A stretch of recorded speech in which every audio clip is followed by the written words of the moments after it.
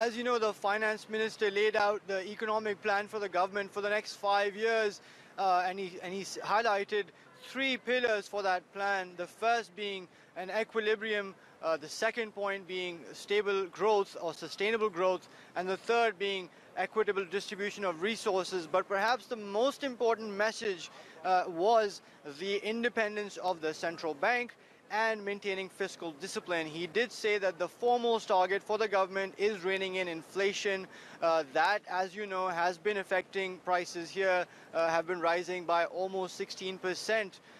So the government laying that out as a key priority area, also saying that the federal government will try to reduce its dependency on loans and especially on banks, saying that they will try to diversify where they access their funds from.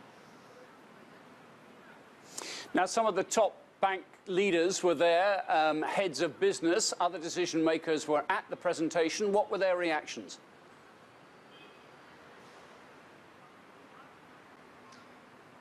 Well, the initial reactions are quite optimistic. Of course, nobody believes that this is a magic wand that will make all the economic challenges go away. However, they are quite optimistic about the way the government is engaging all stakeholders. Many of them that I spoke to, especially the members of different chambers, the leaders of different chambers, or also from the capital markets, they say they've been involved in this process for the past few months. So this is not the first time that they're hearing about these plans, and many different committees have been set up in each sector, and they will continue to contribute to what they feel should be the policies for their sectors. But of course, the main message that's sticking with most businesses here is one of targeting sustainable growth. So perhaps not the 7, 8, 9% that we saw a few years back, but certainly growth that doesn't cause the kind of inflation that is taking place at the moment. Harry Horton in Washington, why has Mr. Trump acted now? Well, for now, we don't have an awful lot of information to go on. We've just got this tweet from Donald Trump. There's been no accompanying release from the White House or indeed any other departments in the US government. But we can say that that reference Trump made at the end of the tweet to relations between the US and Turkey being bad at this time, that's a fairly accurate description, you could say. I mean, relations have been worsening for some time now. A lot of the tensions stem from the charges that the American pastor Andrew Brunson is facing in Turkey. He's facing charges of espionage. The US disagrees with those charges. There's also the issue of several staff that worked at the US embassy who are currently being detained by Turkey. The US isn't happy about that as well.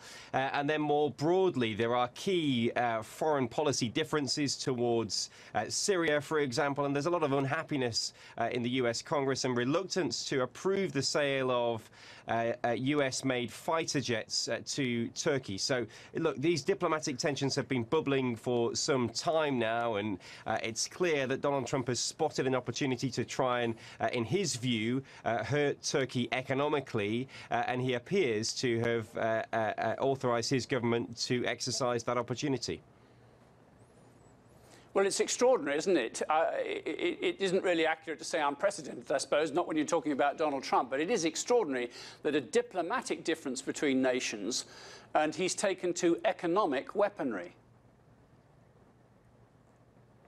Yeah, absolutely. And look, these issues, the two countries have tried to iron them out and tried to work out a solution. Just this week, there was a team of Turkish government officials in Washington chatting to US officials, meeting with them at the US State Department and the US Treasury to work out those diplomatic differences and to try and sort out some of those trade tensions that have stemmed from the steel and aluminium tariffs that were first implemented back in March. There didn't appear to be much progress in those talks. The US State Department spokesperson Heather Nauert was asked about those talks just yesterday.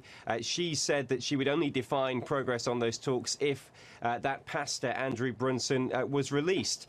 Look, the US and Turkey are NATO allies. They have a long relationship that stems back many decades. They're not going to fall apart simply because of one tweet by President Donald Trump, but the direction over the the past few months has been a deterioration of relations. And this latest move from President Trump, if, as expected, he does implement these or double these tariffs on Turkey, that doesn't spell any good signs towards improving relations between the two countries.